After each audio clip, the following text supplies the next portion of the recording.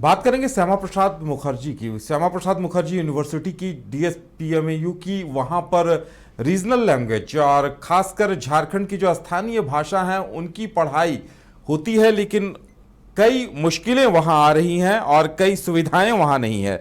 ऐसे में बड़ा सवाल ये उठता है कि जो इन भाषाओं के जो अभ्यर्थी हैं, जो छात्र हैं, वो कहाँ जाएं, क्या करें और किस तरह से अपनी पढ़ाई आगे करें, क्योंकि लगातार इस तरह की समस्याएं आ रही हैं कि उनके पास ना व्यवस्था है, ना कुछ इस तरह की मूलभूत व्यवस्थाओं का अभाव है। ऐसे में सबसे बड़ा सवाल यह है कि बच्चे अपनी पढ़ाई कैसे करें, और इसे लेकर इन तमाम छात्रों ने वहां जोरदार प्रदर्शन भी किया है।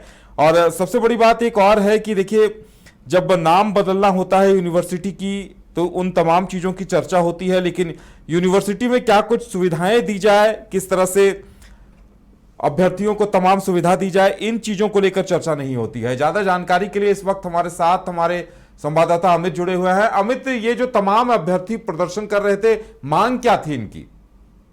जी उदय, बता दें कि ये तमाम जो अभ्यर्थी छात्र हैं वो टीआरएल के हैं और उनका साफ तौर पर कहना है कि एडमिशन तो ले लिया जाता है, हज़ारों की संख्या में लोग अभ्यर्थी छात्र जो है यहाँ पहुँच जाते हैं पढ़ने के लिए और उनसे एडमिशन का पैसा भी पूरा का पूरा लिया जाता है। अलग अलग तरह के जो फीस है उसका वो भी भुगतान करवा लिया जाता है। लेकिन अगर सुविधा के नाम पे अगर कहा जाए तो ना ही शिक्षक मिलते हैं, ना ही क्लासरूम है, और क्लासरूम के बाद अगर बात करें तो ना ही लाइब्रेरी है और लाइब्रेरी के अलावा ना ही उसमें बुक है।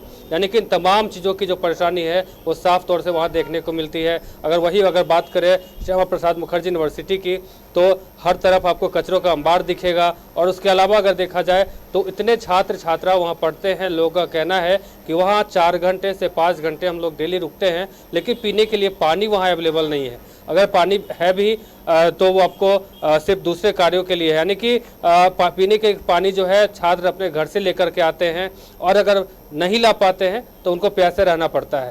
साथ ही उनका ये भी कहना है कि जिस प्रकार से यहाँ हज़ारों की संख्या में लोग पढ़ते हैं, छात्र छात्रा पढ़ते हैं, लेकिन सबसे अहम बात है कि शौचालय की जो व्यवस्था है वो भी काफ़ी जर्जर दिखता है। शौचालय में पानी नहीं रहता है और सबसे न साफ सफाई की व्यवस्था है। इसको लेकर के तमाम जो छात्र हैं लगभग महीनों से वो लोग आंदोलन कर रहे थे। आज तालाबंदी भी किया था, कल भी तालाबंदी किया था। आज जो उसके वाइस चांसलर हैं डॉक्टर तपन कुमार शांडिल, वो भी पहुंचे थे और उनसे वार्ता किया। वार्ता के दौरान ये सामने आया कि क्या कुछ इनकी परेशानी है, तो उन्होंने छात्र जो है सारी परेशानी वीसी के सामने रखा। वीसी ने कहा है कि शिक्षकों की जो नियुक्ति की बात है वो जेपीसी के तहत होता है, लेकिन अगर गेस्ट टीचर की बात है तो हम कोशिश करेंगे कि 20 दिन का समय मुझे दिया जाए, 20 दिन के अंदर जो है शिक्षकों की भर्ती हम करवाएंगे।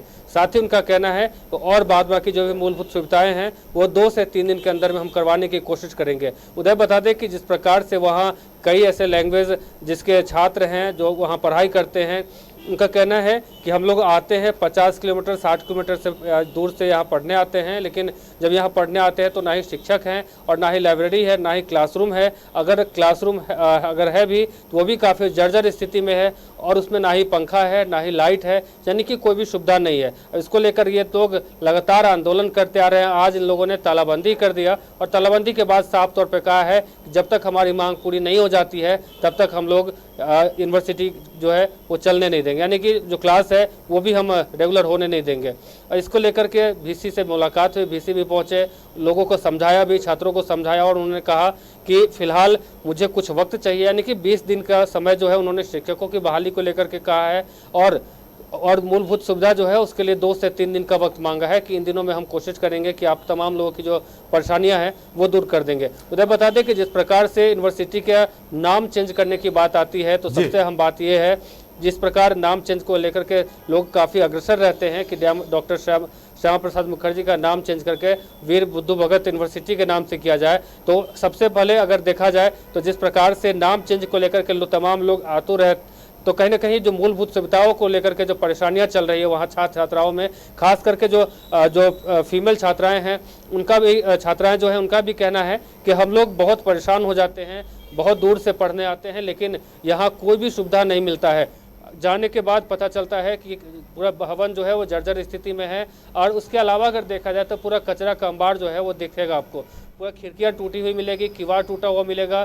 शौचालय का जो गेट है वो भी कहीं ना कहीं रस्सी के सहारे चलता है, यानी कि अगर आप वॉशरूम अगर अंदर जाते भी हैं तो रस्सी से बांधना पड़ेगा। तो ये सब समस्याएं जो है साफ तौर पे देखने को मिलता है। इसको लेकर छात्र के अंदर कहना है कहीं काफ़ी आक्रोश देखने को मिल रहा है और छात्र का कहना है कि जब तक हमारी मांग पूरी नहीं हो जाती है तब तक हम लोग आंदोलन करते रहेंगे। हालांकि उन्होंने अभी 3 दिन आंदोलन को स्थगित करने की बात कही है और कहा है कि 3 दिन का जो समय है वो मूलभूत सुविधाओं के लिए हमने छोड़ दिया है कि VC का कहना है कि 3 दिनों के अंदर जो मूलभूत सुविधा जो नहीं मिल पा रहा है वो हम दिलवाएंगे, इसके लिए 3 दिन। और शिक्षकों के लिए 20 दिन का जो समय है वो, यानी कि अगर 20वें दिन अगर बहाली नहीं हो पाती है, अगर शिक्षक अवेलेबल नहीं हो पाते हैं तो उसके बाद हम लोग लगातार आंदोलन करेंगे। जी चलिए अमित, हमारे साथ जुड़ने के लिए और तमाम जानकारी देने के लिए आपका बहुत बहुत धन्यवाद। तो आदिवासी छात्र संघ के युवाओं ने जनजातीय और क्षेत्रीय भाषा विभाग में शिक्षकों के नहीं होने को लेकर हंगामा किया है और उन्होंने कहा है कि अगर शिक्षकों की बहाली नहीं होती है तो वो पूरे यूनिवर्सिटी में ताला बंद कर देंगे और आंदोलन कंटिन्यू करेंगे।